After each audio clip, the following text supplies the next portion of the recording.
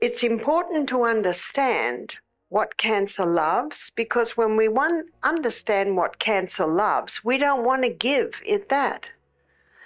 And I have many books in my library at home, many by doctors, scientists, professors, naturopaths, herbalists, nutritionists that have conquered cancer.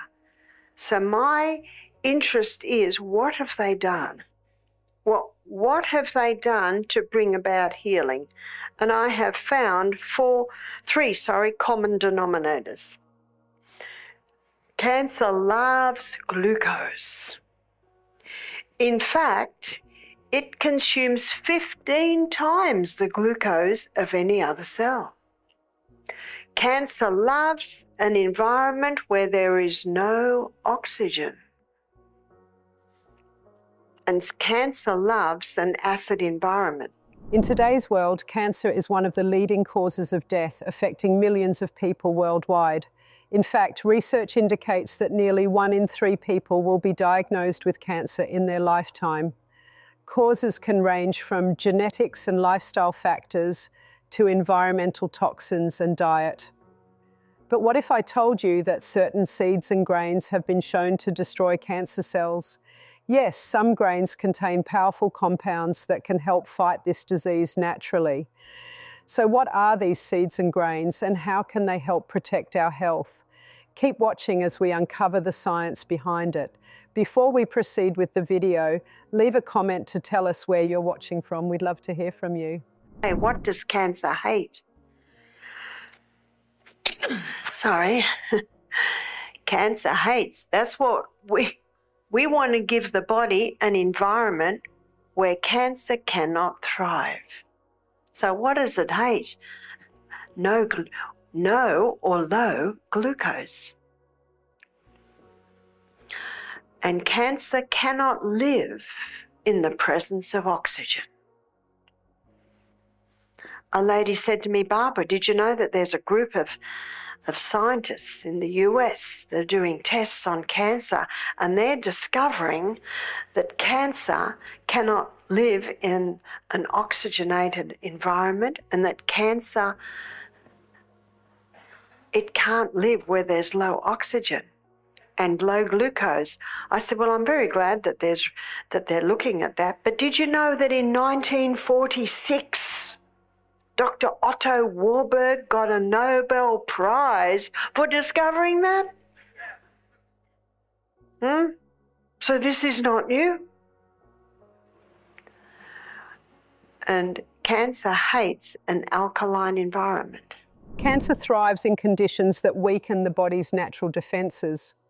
One of the most well-known observations is that cancer cells feed on sugar.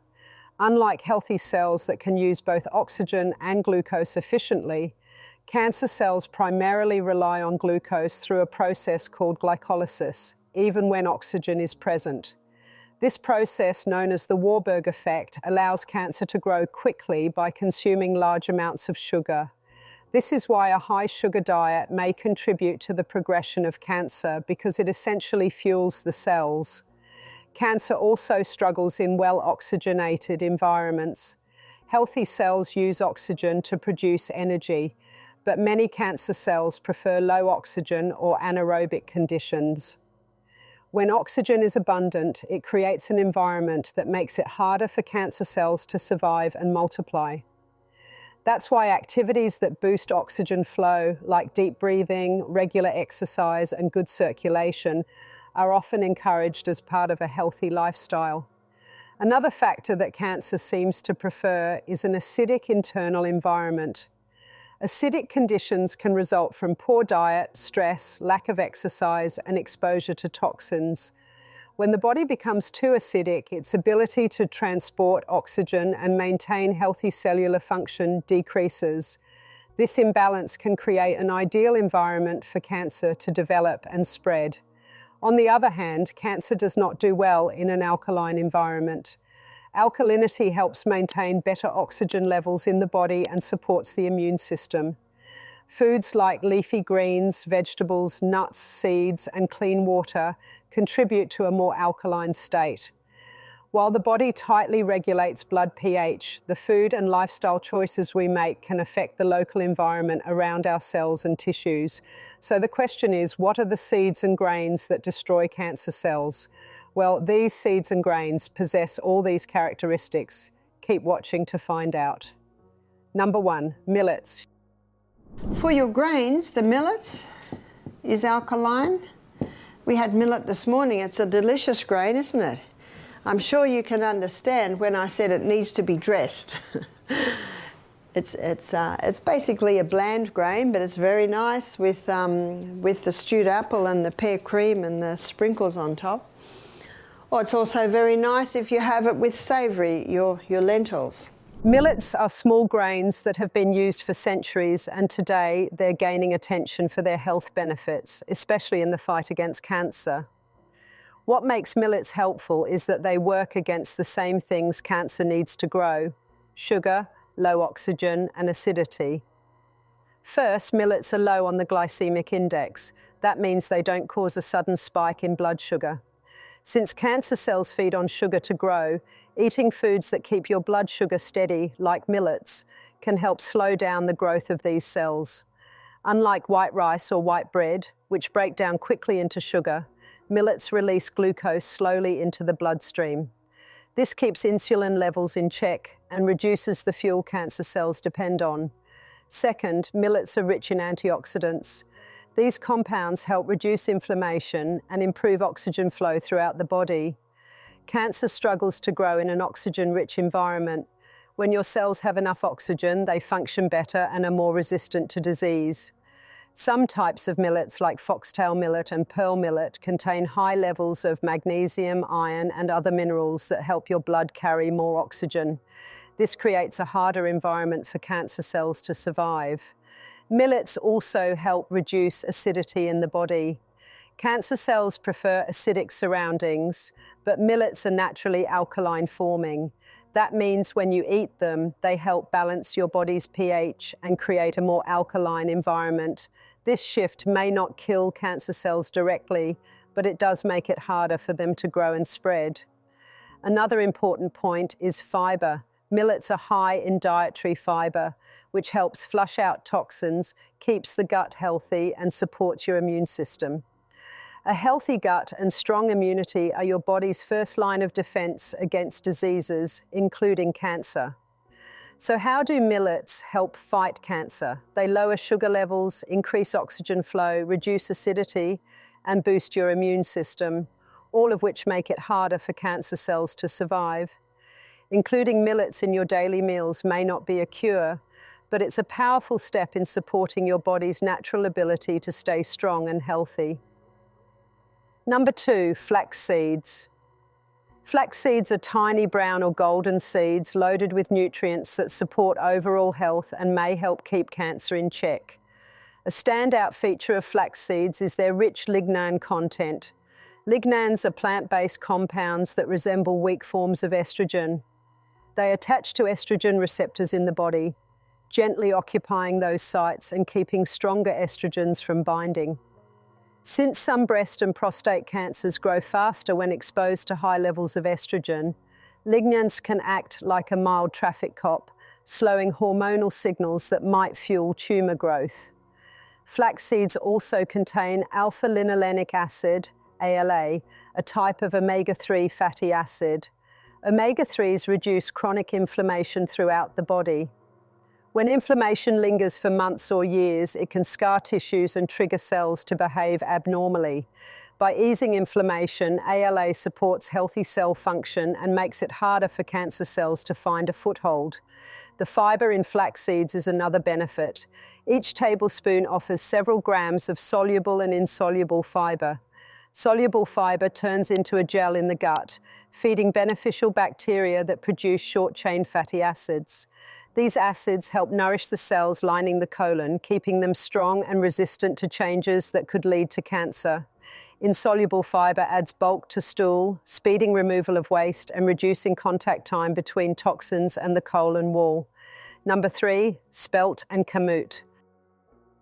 Spelt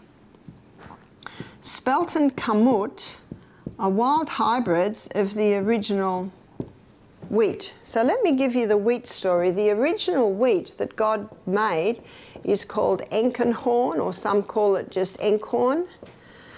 And that original wheat had a very fragile protein or gluten structure. It is not sure when, but they estimate a couple of thousand years ago, Enkenhorn did a wild hybrid with a field grass and came up with the Emma strain of wheat. Its structure, its protein or gluten structure is not as fragile, but it's still fairly fragile. And in the 1950s, it was the Emma strain of wheat that was put through intensive crossbreeding, and it came up with the hybridized wheat that we know today. That hybridization of the wheat created an incredibly complex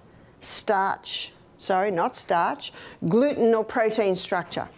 Yesterday we looked at the starch that was changed, but today we're looking at how the hybridization process changed the gluten or the protein structure, and it's almost only a cast iron gut that can break down that very complex protein or gluten structure. That explains why so many people are gluten intolerant today. You look at the timeline. So it was the 1950s that the wheat was hybridized. It was the 1970s that it went worldwide. So by the 1990s, every pasta, every pizza, every biscuit, cake, cookie, donut, cereal, bread, it's all made out of the hybridized wheat. You see, the farmers love it, and I don't blame them for loving it because they get 6 times more grain per acre. Who wouldn't like that? They've got to pay their bills. But as I mentioned yesterday, it was zoomed through to help with the starvation crisis in the world, and safety studies were never done. This explains the gluten intolerance that we see today. The 2 most common symptoms of a gluten intolerance is brain fog and bloating. I meet so many people that have brain fog and bloating, and they almost think it's normal, or it can be blamed on age. Poor old age gets blamed for so many things, isn't that true? Now this Emma wheat, it also did a wild hybrid to come up with a field grass and came up with the spelt. So the spelt, it has retained the fairly fragile structure, and if that spelt meal is made into a sourdough bread, the culturing process in the sourdough bread breaks down that protein or gluten structure even more so that it now has the original structure of the Enkenhorn. If someone is celiac, they cannot have even the spelt. But if someone's gluten intolerant or gluten sensitive, they can usually handle the spelt, especially if it's made into a sourdough bread. One lady said, "I don't like sourdough spelt bread." I said, "Well, you haven't tasted a good one. Please taste a few. Some are really good." So you have to investigate. Spelt and kamut are 2 ancient grains that are gaining attention not just for their nutritional value, but also for their potential to help the body fight cancer. To understand how they may help, we need to look at how cancer cells behave. As we discussed earlier, cancer loves sugar, thrives in low oxygen, and grows better in an acidic environment. Spelt and kamut can help counteract these conditions in a few important ways. First, both grains are complex carbohydrates. This means they break down slowly in the body and do not cause a quick spike in blood sugar like processed foods or refined grains do. Since cancer cells rely heavily on sugar for energy, reducing sugar spikes can help starve them of their favorite fuel. Including grains like spelt and kamut in your diet instead of white bread, pasta, or sugary foods can help keep blood sugar levels stable, making it harder for cancer cells to grow quickly. Second, spelt and kamut are rich in fiber. Fiber not only helps digestion, but also supports the removal of toxins and waste from the body. A clean and well-functioning digestive system supports a stronger immune system, which is important when the body is trying to fight off abnormal cells like cancer. Also, fiber helps balance pH levels in the body by promoting an alkaline environment, something cancer cells dislike. These grains are also packed with nutrients like selenium, zinc, magnesium, and vitamin B complex. Selenium, in particular, is known for its antioxidant properties. Antioxidants help protect cells from damage and can even trigger the death of cancer cells. Magnesium supports oxygen transport in the body, helping create a more oxygen-rich environment that cancer cells struggle to survive in. Kamut and spelt are also easier to digest compared to modern wheat, which often causes inflammation. Reducing inflammation in the body is another important step in lowering the risk of cancer growth because inflammation can create an environment that encourages tumor development. Number 4, sorghum. Sorghum is a gluten-free grain that has been cultivated for thousands of years. It contains a range of plant compounds that can work against cancer cells. One key group of compounds in sorghum is called phenolic acids. These act like natural shields, protecting healthy cells from damage caused by unstable molecules. When cells are damaged by those unstable molecules, they can begin to grow out of control. The phenolic acids in sorghum help stop that process by neutralizing those harmful molecules before they do harm. Another set of useful compounds in sorghum is flavonoids. These molecules can slow the growth of cancer cells and even trigger them to die off. In laboratory studies, flavonoids from sorghum have been shown to cut the rate at which certain breast and colon cancer cells multiply. They also help reduce inflammation in tissues. Since chronic inflammation can give cancer a chance to develop and spread, reducing inflammation is one more way sorghum helps keep cells healthy. Number 5, quinoa. Quinoa is a grain that stands out for its powerful nutritional profile, and recent studies suggest it may help fight cancer in several ways, especially when we look at what cancer cells need to survive.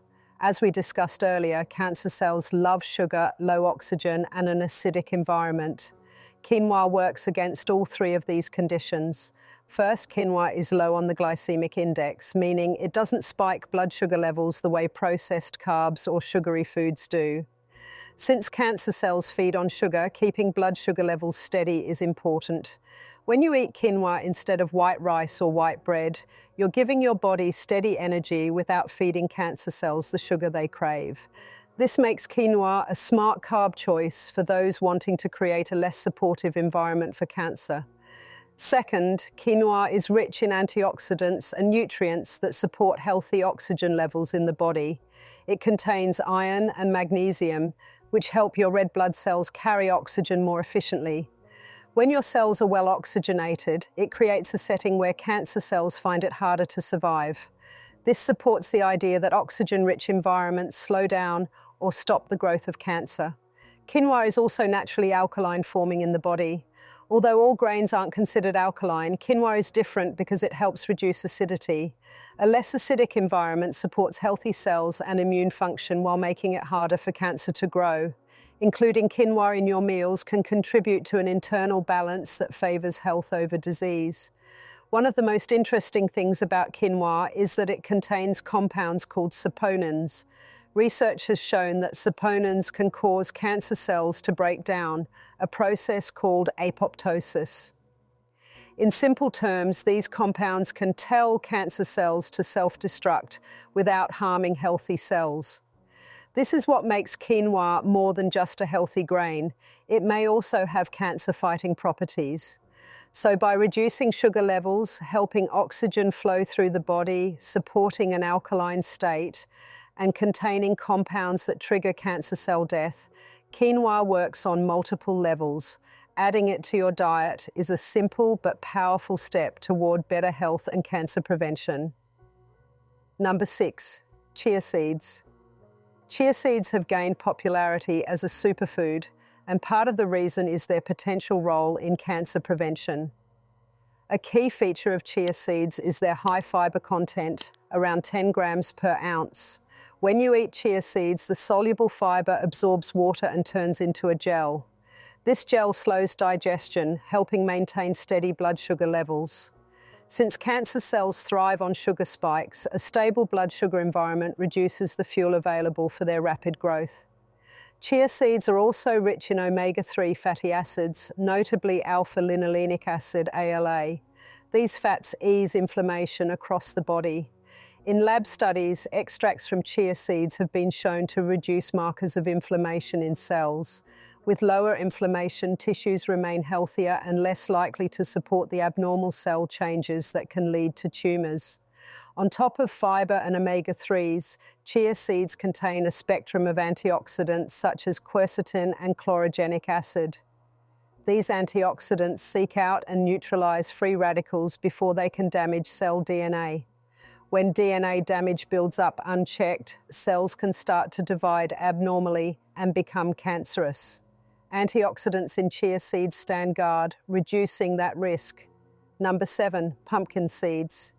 Pumpkin seeds, also called pepitas, offer several nutrients and plant compounds that may protect against cancer. One of their key strengths is vitamin E, a fat-soluble antioxidant. Vitamin E molecules sit within cell membranes and intercept free radicals before they can damage the membrane structure. Healthy, intact cell membranes help keep cells functioning normally and reduce the chance that they will mutate into cancer cells. Pepitas also provide a good dose of zinc. Zinc plays a vital role in DNA repair and in keeping the immune system active. When DNA repair is strong, cells can correct mistakes in their genetic code before those mistakes turn into uncontrolled growth. A well-tuned immune system also patrols the body, finding and destroying abnormal cells before they form tumors. Another set of compounds in pumpkin seeds is phytosterols. These plant sterols resemble cholesterol in structure, but help block the absorption of excess cholesterol in the gut. Some studies suggest phytosterols can slow the growth of certain tumor cells, particularly in the prostate. Pumpkin seeds contain unique nutrients called cucurbitacins. Laboratory tests show that cucurbitacins can halt the division of cancer cells and trigger them to self-destruct.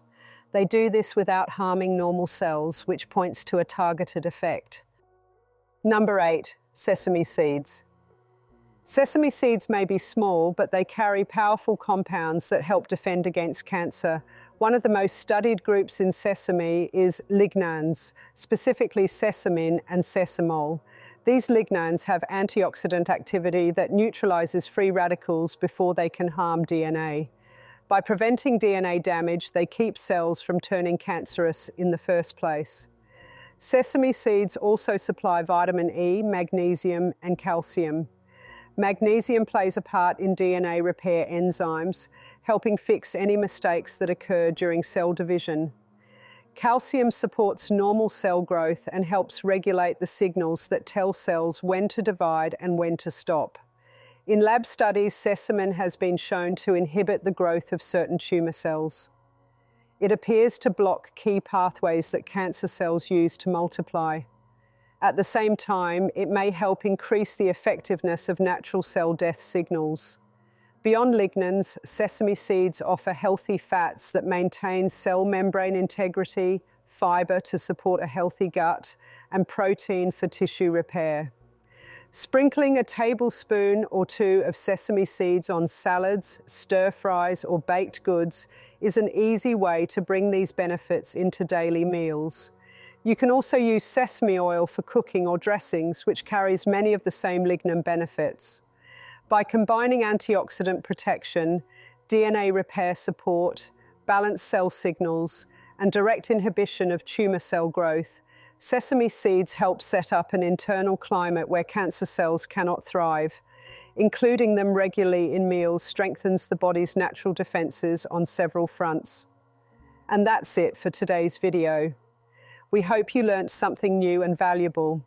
If you enjoyed it, be sure to like, subscribe, and hit the notification bell for more content like this. Drop a comment below with your thoughts and let us know where you're watching from. Thanks for tuning in, and we'll see you in the next one.